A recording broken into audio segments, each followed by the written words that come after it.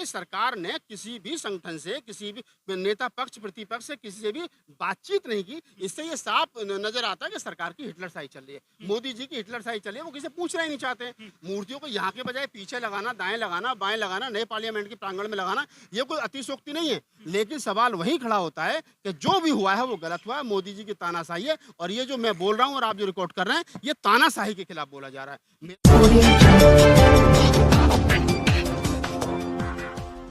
नागपाल जी, पुरानी संसद से बाबा साहब की प्रतिमा हटा दी गई है। कहाँ 14 अप्रैल मनाओगे, कहाँ जयंती मनाओगे आप?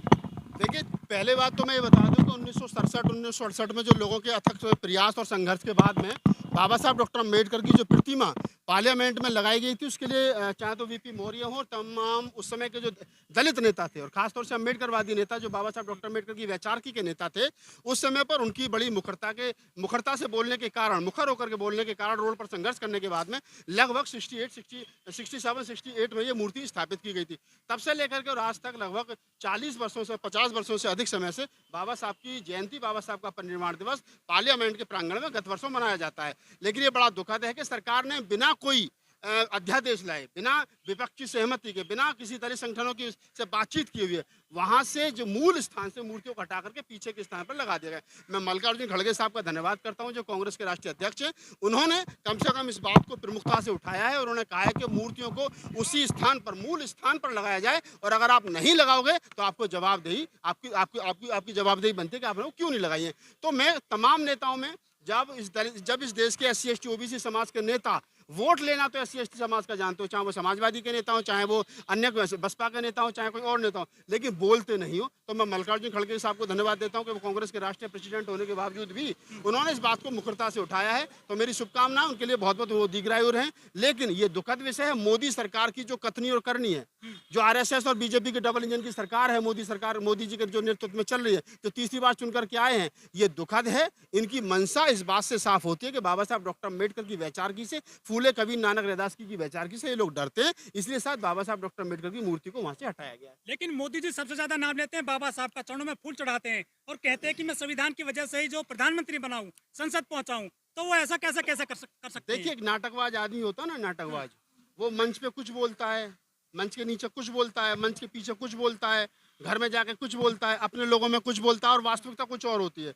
तो ये वही है जिनके अयोध्या से वो सांसद प्रत्याशी थे लल्लू सिंह, वो कहते थे हम तीसरी बार चुनकर के आएंगे, हमें 400 पार दीजिए तो हम क्या नाम है, संविधान बदल देंगे। अनंत कुमार हेगड़े कहते हैं हम संविधान बदलेंगे। BJP के आधा दर्जन से ज़्यादा मंत्री और विधायक और सांसद कहते हैं कि हम संविधान बदलेंगे।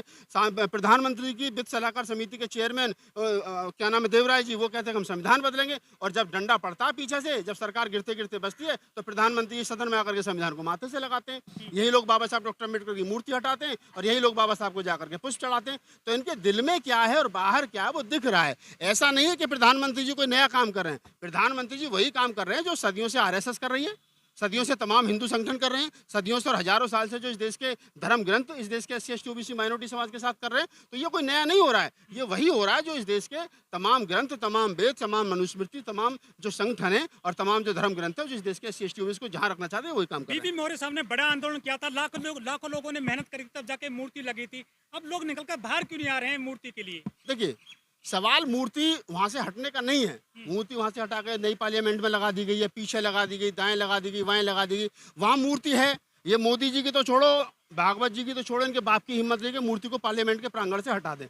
ये जगह बदल सकते हैं, कभी हमें इधर से रास्ता बनाना है तो इधर से इस मूर्ति को इधर लगा दो। और अकेले बाबा साहब की मूर्ति तो हटी नहीं है, गांधी जी की भी हटी है, शिवाजी की भी हटी है, और भी कई महापुरुषों और नेताओं की हटी है। तो ये मूर्तियां हटा करके सरकार का कोई प्लान होगा उधर से रास्ता वास्ता बनाने का, आने जाने के लिए। लेकिन समस्या ये है कि सरकार ने किसी भी संगठन से, किसी भी नेता पक्ष प्रतिपक्ष से किसी से भी बातचीत नहीं की। इससे ये साफ नजर आता है कि सरकार की हिटलरशाही चल रही है, मोदी जी की हिटलरशाही चल रही है। वो किसी से पूछना ही नहीं चाहते हैं। मूर्तियों को यहाँ के बजाय पीछे लगाना, दाएं लगाना, बाएं लगाना, नए पार्लियामेंट के प्रांगण में लगाना, ये कोई अतिशयोक्ति नहीं है। लेकिन सवाल वही खड़ा होता है कि जो भी हुआ है वो गलत हुआ है, मोदी जी की तानाशाही है। और ये जो मैं बोल रहा हूँ और आप जो रिकॉर्ड कर रहे हैं, ये तानाशाही के खिलाफ बोला जा रहा है। मेरा उद्देश्य ये नहीं है कि देखो, मैंने आपको तानाशाही लगती है? बिल्कुल तानाशाही है, तानाशाही नहीं तो और क्या है। ये उधर चुनाव चल रहा है, उधर रिजल्ट आ रहा है, और उधर बाबा साहब की और गांधी जी की मूर्तियों को हटा दिया गया। तो ये तानाशाही नहीं तो क्या है, किससे पूछ के हटाया था? बाबा साहब सभी की हटी है ना। तो मैं वही तो कह रहा हूँ ना कि अकेले बाबा साहब की नहीं हटी है। दलित समाज को ये कह करके गुमराह नहीं किया जाए कि अकेले डॉक्टर अम्बेडकर की हटी है। गांधी जी की भी हटी है, छत्रपति साहू जी की, और भी तमाम कई नेताओं की, फूले साहब की भी शायद हटी है। तो ऐसा नहीं है कि अकेले अम्बेडकर की हटी है। अरे सर, पिछले साल इन्होंने शिवरात्रि मनाई थी म्यूजियम में जाकर के बाबा साहब के वहाँ पे। देखिए, आप दो चीज़ समझिए, चाहे तो डॉक्टर अम्बेडकर इंटरनेशनल सेंटर है, चाहे 15 जनपद वाला सेंटर है, वो सरकारी संपत्ति है, अकेले दलित समाज की तो है नहीं। विचारधारा कहाँ मिलती है सुनिए, शिवरात्रि से बाबा साहब की? अरे सुन तो लीजिए श्रीमान जी, हाँ। वो सरकारी संपत्ति है, सरकार उसको रेंट पे देती है, हाँ। ठीक है। लेकिन रेंट पे देने की भी कुछ अपनी टर्म्स एंड कंडीशन है कि आप ये इसमें काम कर सकते हैं। लेकिन उसके बावजूद भी अगर सरकार उस नियम का फॉलो नहीं करती है कि बाबा साहब डॉक्टर अम्बेडकर के जूते के नीचे वहाँ पर शिवलिंग बना दिया जाए या और कुछ किया जाए, तो वो गलत है। हमने उसका विरोध किया, उसमें FIR हुई है SC/ST एक्ट के तहत, और उसमें कार्रवाई चल रही है। 131 दलित सांसद हैं सर, वो विरोध क्यों नहीं कर पा रहे जो बाबा साहब के संविधान की वजह से? मैं जो सदन में हजार बार कह चुका हूँ, ये 131 सांसदों का रोना बंद करो। ये राजनीतिक आरक्षण खत्म होना चाहिए, ताकि ये गधे घोड़े चुन करके जाना बंद हो। एक आपका चंद्रशेखर ठीक से आदमी चुन करके चला गया, उसके लिए धन्यवाद, हमारा छोटा भाई है। लेकिन 131 में से 90% वो है, 131 में से 131 में से 90% वो गधे घोड़े चुन करके चुनाव जाते हैं, जिनकी जो अपनी पार्टी के रहमो करम पे चुन करके जाते हैं, ठीक है। एक जो परमहंस जगत गुरु हैं अयोध्या, कह रहे हैं कि यदि मेरी चले ना, मैं संविधान को जला दूं, हटा दूं, क्या कहना चाहोगे? गोली मार दो। परमहंस हैं वो। अरे परमहंस हो या कोई दूसरा हंस हो, जो इस देश की डेमोक्रेसी के लिए खतरा हो, लोकतंत्र के लिए खतरा हो, जो इस देश की लोकतांत्रिक ढांचे के लिए खतरा हो, जो इस देश के लोकतांत्रिक सिस्टम के लिए खतरा हो, उस आदमी को सूली चढ़ा देना चाहिए। वो देशद्रोही है, चाहे वो परमहंस है, चाहे कोई सा हंस है। आप इस बात को समझिए, किसी भी व्यक्ति को संविधान से ऊपर होने की ताकत नहीं है। जो व्यक्ति संविधान से ऊपर होने की बात करता है, वो सब गैर संवैधानिक है, गैर लोकतांत्रिक है, वो देशद्रोही है और संविधान विरोधी है। उसको फांसी की सजा होनी चाहिए। 10 लाख संगठन बताए जाते हैं बाबा साहब के नाम पर, बहुजनों के नाम पर, लेकिन वो विरोध नहीं कर पा रहे इस पूरे मामले का। अगर आपने एक संगठन बना के रजिस्टर्ड करा के विजिटिंग कार्ड अपनी जेब में रख लिया और उस पर लिख दिया मैं ओमदेव राष्ट्रीय अध्यक्ष फला फला डॉक्टर अम्बेडकर जन संघर्ष मोर्चा गली नंबर 5, और आपको आप ही की गली के 4 आदमी नहीं जानते हो, तो ऐसे बहुत सारे संगठन हैं, इनका विरोध नहीं करना चाहिए।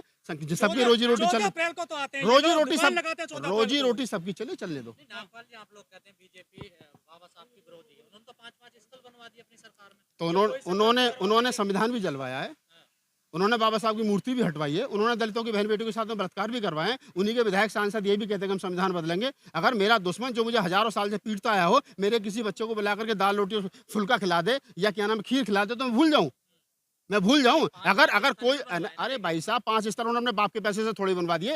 अगर हम 2 रुपए का पार्ले जी भी खरीदते तो उसमें टैक्स देते हैं। और इस देश के SC/ST वेलफेयर का जो टोटल जो इस देश का बजट है, उसमें 25%, 22.5% SC/ST वेलफेयर का पैसा है। जब से देश आजाद हुआ है और आज तक अगर हम हिसाब लगाएं तो हजारों करोड़ रुपए इस देश के दलितों को सरकार की तरफ निकलता है। अगर 2-4 हजार करोड़ रुपए खर्च कर दिया सरकार ने, तो अपने बाप का खर्च नहीं है, हमारे हिस्से का भी पैसा। पुरानी सरकारों ने भी कहा, मैं सरकार ये वाली हो, सरकार वो वाली हो, सरकार आने वाली हो।